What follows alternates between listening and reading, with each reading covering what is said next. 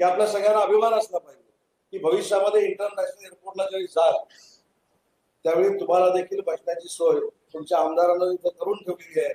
1200 square फीटचं देशातलं पहिलं सुसज्ज ऑफिस जर कुठं सुरू झालं असेल तर मुंबईच्या इंटरनॅशनल एअरपोर्टवर सुरू झालंय. आणि त्या एअरपोर्टच्या त्या बोर्डवर 2च फोटो आहेत. एक म्हणजे माननीय एकनाथ शिंदे साहेबांचा आहे आणि तुमच्या सगळ्यांच्या आशीर्वादानं दुसरा फोटो हा उदय सामंतचा आहे. त्याच्यामुळे अशा ठिकाणी ज्यावेळी आपण काम करत असतो त्यावेळी आपल्या जवळच्या लोकांना आपल्या घरच्या लोकांना कुठंतरी असं देखील वाटलं पाहिजे या मतदानामुळे भविष्यातला राजकीय प्रवास कोणाचा खंडित होणार नाही किंवा भविष्यातला राजकीय प्रवास करत असताना आपल्या मतदाराला कुठं अडचण होणार नाही यासाठी घरचा म्हणून तुम्ही नगरपालिकेच्या सगळ्या उमेदवारांना आमच्या निवडून दिलं पाहिजे. आम्ही तर ठरवलंय की आम्ही महायुतीनं पुढे जाणार. आम्ही ठरवलंय आपण एकमेकांना पुढे जाणार. पण काही लोक आता निवडणुका सुरू झाल्यानंतर पदयात्रा काढतायत. काही लोक अनेकांच्या घरात जाऊन ठाण मांडतायत. काही लोकांना आजच रत्नागिरीकर किती चांगले आहे ते दिसायला लागलेले आहेत. पण माझ्या आयुष्यामध्ये मी दिलेला चेक वटला नाही म्हणून अर्धांगवायू कोणाला यायला मी दिला नाही. ही देखील उदय सामंतची खासियत आहे. ज्यांनी काही लोकांना चेक दिले ते वटले नाही म्हणण्याचे म्हणून 2-2, 3-3 लोकांना आपला जीव गमवायला लागला. हा देखील रत्नागिरीच्या काही राज्यकर्त्यांचा इतिहास आहे. आणि म्हणून अशा मंडळींना भावनिक तुमच्यापर्यंत येऊन काहीतरी घडवायचं आहे. या भावनिक गोष्टीपासून आपण सगळ्यांनी बाजूला राहिलं पाहिजे. 1 वर्षानंतर आजच्या तारखेला 1 वर्ष पूर्ण झाल्यानंतर या रत्नागिरी शहराचा चेहरा पुरा जो आहे तो स्मार्ट सिटीच्या अंतर्गत आपण बदलण्याचा निर्णय घेतला आहे. त्याची कामं देखील सुरू झाली. महिला भगिनी देखील मोठ्या संख्येने उपस्थित आहेत. महिला भगिनींच्या न्याय हक्कासाठी देखील पहिला महाराष्ट्रातला बचत गटाचा मॉल जर कुठं सुरू होत असेल तर तो आठवडा बाजारामध्ये सुरू होत आहे. त्याचा उद्घाटन देखील आचारसंहिता संपल्यानंतर आपल्याला करायचं आहे. आणि म्हणून जी विकास कामं अन्य झालेली आहे त्याच्याकडे देखील आपण सगळ्यांनी डोळस पद्धतीनं बघितलं पाहिजे. शेवटी राजकारणामधली टीका टिप्पणी मी समजू शकतो. राजकारणातले मतभेद आपण समजू शकतो. पण या मतभेदाच्या पलीकडे देखील समाजकारण आहे. या मतभेदाच्या पलीकडे देखील राजकारण आहे. हे काही लोकांना कदाचित समजत नसेल पण तुमच्या आशीर्वादानं मला चांगलं समजतं. आणि म्हणून माझ्या 25 वर्षाच्या राजकीय कारकिर्दीत मी कधी कोणावर टीका केली नाही किंवा कधी कोणाची बदनामी केली नाही. या सगळ्या प्रक्रियेला कधीतरी असं म्हटलं जातं की लोकप्रतिनिधी म्हणून तू बोलत का नाही. अनेक पदाधिकारी मला विचारतात की तुम्ही बोलत नाही, तुझ्यावर टीका होते, तू उलटून बोलत नाही. मी अनेकांना असं सांगून ठेवलेलं आहे की या सगळ्याला उत्तर काळ असं आहे, नियती असं आहे. त्याच्यामुळे या कलियुगामध्ये जे काय केलेलं आहे ते कलियुगामध्येच फेडायचं आहे. त्याच्यामुळे आपण कोणावर टीका करण्याची आवश्यकता नाही. त्यांच्या कर्माचे ते. म्हणून मी विपिन मंदरकरांना देखील सांगितलं. काही लोकांनी सांगितलं की मी रत्नागिरीचा सिंगम आहे. तर विपिन मंदरकर म्हणले तुम्ही चिंगम आहे. त्यामुळे सिंगम चिंगम करत बसू नका. त्यांचं त्यांना सोडून द्या. पण त्याच्या अगोदर पण ते काहीतरी वाक्य बोलले होते की 4 वेळा सगळून टाकलेलं काहीतरी चिंगम आहे किंवा असं. मी त्याला सांगितलं टीका करू नका. आपल्याला कोणावरही वैयक्तिक टीका करायची नाही. शेवटी प्रत्येकाला स्वतःचं राजकीय अस्तित्व टिकवायचं आहे. जे संपलेलं राजकीय अस्तित्व आहे ते टिकवण्यासाठी काही लोक धडपड करत असतात. त्यांच्याकडे आपण दुर्लक्ष करायचं. आणि म्हणून सकाळी मला सिंधुदुर्गात पत्रकारांनी विचारलं की तुमच्यावर टीका झाली. म्हटलं माझ्यावर टीका झाली म्हणजे निवडणूक आली. 2004ला हे झालं, 2009ला हे झालं, 2014ला झालं, 2019ला झालं, 2025ला झालं, 2024ला झालं. त्याच्यामुळे रत्नागिरीत ज्यावेळी माझ्यावर टीका व्हायला सुरुवात होते त्यावेळी आपण समजून जायचं की रत्नागिरी नगरपालिका, रत्नागिरी जिल्हा परिषद, रत्नागिरीची खासदारकी किंवा रत्नागिरीची आमदारकी याची कुठची तरी निवडणूक लागलेली आहे. त्याच्यामुळे त्यांच्यावर बोलून त्यांना मला मोठं करायचं नाही.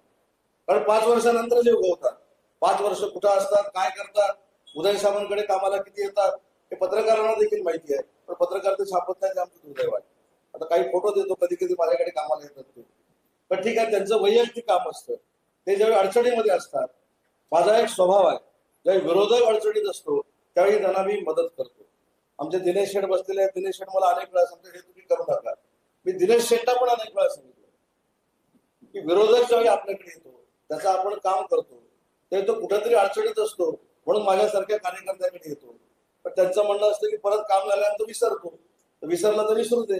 म्हणून सांगितलं की जो कोण असेल त्याच्या कर्माचा तो, त्याच्यावर टीका करण्याची आवश्यकता नाही. आपण एक संघपणानं रत्नागिरीकर म्हणून सगळ्यांनी मिळून आमच्या महायुतीच्या पाठी उभं राहावं हीच विनंती करण्यासाठी या बैठकीला मी उपस्थित आहे. कदाचित प्रचाराची सुरुवात प्रभाग क्रमांक 5 मधनं झाली अशी समजा निवडणुकीचा उमेदवार सगळे बहुतेक इच्छुक उमेदवार उपस्थित आहेत. शीतलताई आहेत, शिल्पाताई आहेत, वैभवीताई आहेत आणि कोण पण आहेत. हे सगळे आमचे इच्छुक उमेदवार आहेत. पण त्या सगळ्यांना सांगितलेलं आहे तुमच्यापैकी एकालाच तिकीट मिळणार आहे. रत्नागिरी नगरपालिका अशी काही वैशिष्ट्यपूर्ण नगरपालिका नाही की 5ही जणांना मी उमेदवारी देऊ शकतो. त्याच्यामुळे त्या सगळ्या असतायत. याचा अर्थ एकाला तिकीट जरी दिलं तर त्या सगळ्या खुश असणार आहे, कारण आम्ही सगळे एकत्र कुटुंब म्हणून काम करतो. इथं नगरसेवक देखील 3-3 पदासाठी इच्छुक आहेत. त्यांना देखील माहिती आहे की दोघांनाच तिकीट मिळणार आहे. नवीन काही स्कीम अजून निवडणूक आयोगानं काढलेली नाही की उदय सामंतचा मतदारसंघ आहे म्हणून एका प्रभागात एका पक्षाचे 2 उभे राहू शकतात. त्यांना देखील एकेकाला तिकीट मिळणार आहे.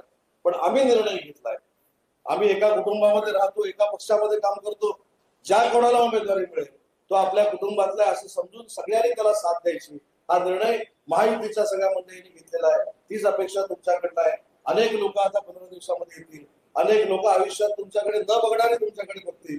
आयुष्यात कधी तुमच्या मदतीला न येणारे लोक आता तुम्हाला भविष्य देतो म्हणून सांगतील. पण या सगळ्या नौटंकीचा आपण विचार करावा एवढीच विनंती तुमचा लोकप्रतिनिधी म्हणून या ठिकाणी करतो. 2 दिवसाच्या सांगण्यावरनं एवढ्या मोठ्या संख्येनं आपण जमला, त्याच्यावरनं एक निष्कर्ष मी काढू शकतो. कुठच्याही भविष्यवाण्याची आवश्यकता नाही. या दोन्हीच्या दोन्ही जागा आम्ही जिंकलेल्या आहेत. त्याच्यामुळे या 2 जागा आजच माझ्या पदरात पडल्या आहेत. पण जेवढी 2 जागांना मतं पडतील तेवढीच नगराध्यक्षाच्या उमेदवारांना पडली पाहिजे. आणि व्यासपीठावरच्या मंडळींना देखील सांगतो, मला एकच द्या असं जर माझ्या कानावर आलं तर ती निवडणूक होऊन जाईल, पण नंतर माझ्या बरोबरच काम करायचं. त्याच्यामुळे महायुतीचं जे पॅनल ठरेल, महायुतीचा जो नगराध्यक्ष ठरेल त्याला पॅनल टू पॅनल मतदान करून घेण्याची जबाबदारी देखील व्यासपीठावरच्या सगळ्या मंडळींची आहे. माझ्यासाठी डावा कोण आहे, उजवा कोण आहे, याच्यापेक्षा आपण लोकांसाठी काम करायचं ही भूमिका व्यासपीठावरच्या मंडळींची असली पाहिजे. आणि रत्नागिरीकरांना अजून एक शब्द देतो, जे नगरसेवक निवडून येतील, जे नगरसेवक महायुती म्हणून निवडून येतील आणि 1 वर्ष परफॉर्मन्स तुम्हाला दाखवणार नाही, त्यांना दुसऱ्या वर्षी घरी पाठवण्याची जबाबदारी या निवडणुकीच्या निमित्तानं मी स्वतः घेतलेली आहे. 1 वर्षात जर नगरसेवकांनी काम केलं नाही, त्या नगरसेवकांना राजीनामा द्यायचा. भले पोट निवडणूक लागली तरी चालेल, ती पोट निवडणूक आपण लढवू, पण अकार्यक्षम नगरसेवकांना त्याच्या पुढे रत्नागिरी शहरामध्ये आमच्या पक्षामार्फत, आमच्या महायुतीमार्फत फार काळ टिकू देणार नाही. कारण शेवटी बांधील आम्ही तुमच्याशी आहोत. आणि जे नगरसेवक मागतात, जे नगरसेवक ज्या पद्धतीने संघटना बांधतात किंवा ज्या पद्धतीने विकासाची कामं करतात, त्याचे सगळे परिणाम आमच्यासारख्या कार्यकर्त्यांना भोगायला लागतात. त्याच्यामुळे व्यासपीठावरच्या सगळ्या मंडळींनी आपण 1 वर्षामध्ये किती चांगला परफॉर्मन्स दाखवणार आहोत, आम्ही 1 वर्षामध्ये रत्नागिरीकरांच्या विश्वासाला किती पात्र ठरणार आहोत, हे सगळं कॅल्क्युलेशन करूनच निवडणुका लढवल्या पाहिजे. आणि हा दिलेला शब्द हा मी रत्नागिरीकरांच्या शेकडो लोकांच्या समोर देतो.